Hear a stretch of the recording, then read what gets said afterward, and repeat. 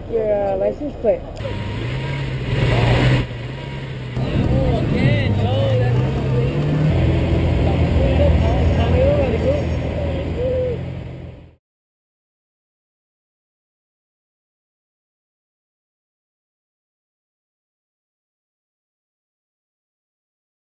I want to tell you a story about the first time I saw a Lamborghini. It was late at night, and I was with my buddies driving home from dinner, when suddenly this beautiful white Lamborghini Murcielago pulls up in front of us. And we followed it all the way down the street. As the car drove by, everyone turned to look at it. Everyone, the kids, even the grandparents, they're all pointing and smiling, and they're all excited to see it. I was excited to see it. And since the Lamborghini had its roof down, I was able to see the driver. And I thought it was going to be like some old rich man, but it wasn't. It was some guy around the same age as me, wearing a baseball cap. It could be done. You know, you could be rich at a young age. And that day I turned to my friends when I was in my car. I turned to my friends and I said, that's going to be me one day. How many of you guys think that most millionaires are rich because their parents are rich? See, according to the book, The Millionaire Next Door, 80% of millionaires are first-generation millionaires, which means that their parents were not millionaires. In a 2012 Fidelity survey, 86% of millionaires are self-made. So, it's really easy to become a millionaire, even in this day and age. And with the creation of the internet, I want to say that it's actually even easier now than it was before. I remember that when I grew up, I envied the rich. I felt defeated because I wasn't born with like extraordinary talent. You know, I'm not great at singing. I'm not a rapper. I'm not good at sports, and I wasn't born in a rich family. It's actually quite the opposite. See, my parents grew up in the slums of China. My father lived in a farm run by the communist regime, where he was forced to work for only a few cents an hour.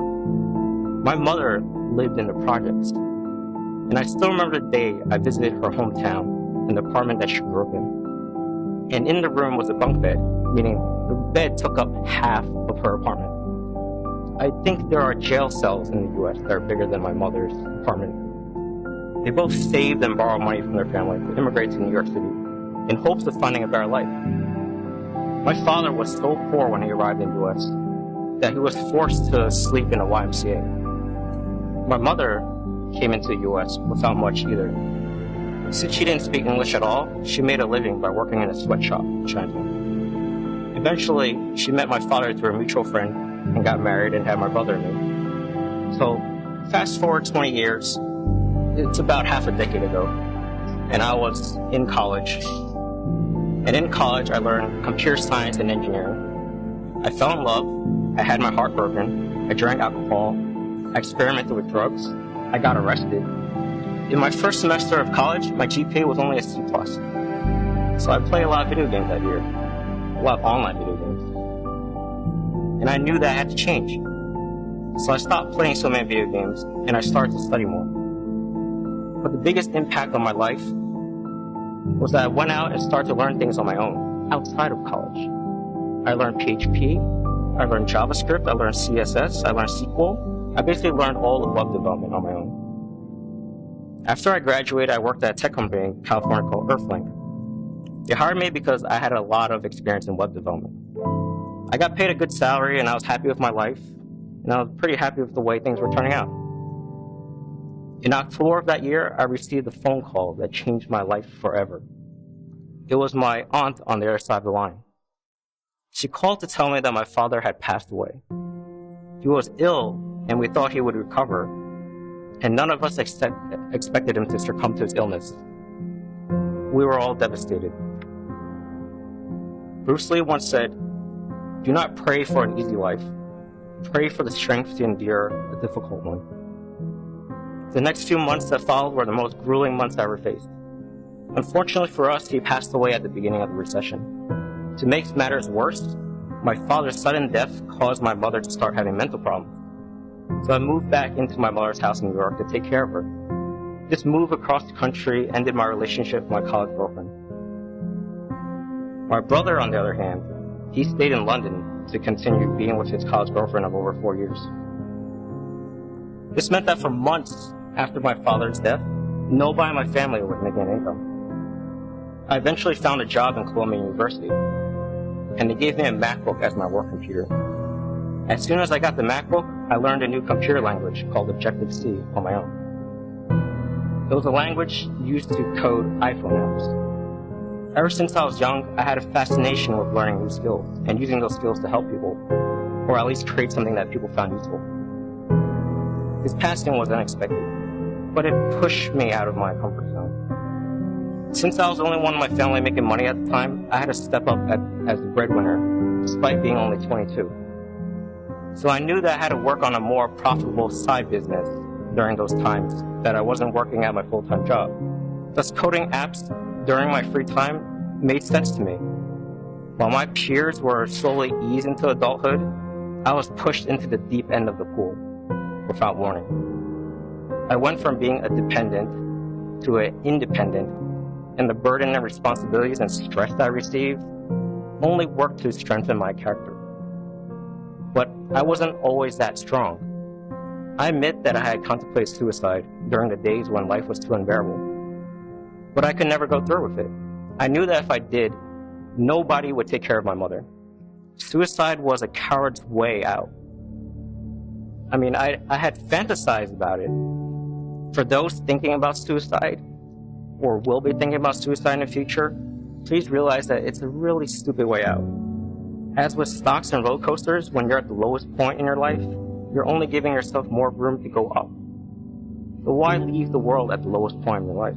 You're going to miss out on all the wonderful things that have yet to come. Some might think that it was pure luck that I became successful from selling apps. And I don't blame those people for thinking that way. It's an easy to swallow way of comprehending the situation. Luck is an excuse that some people tell themselves to not try.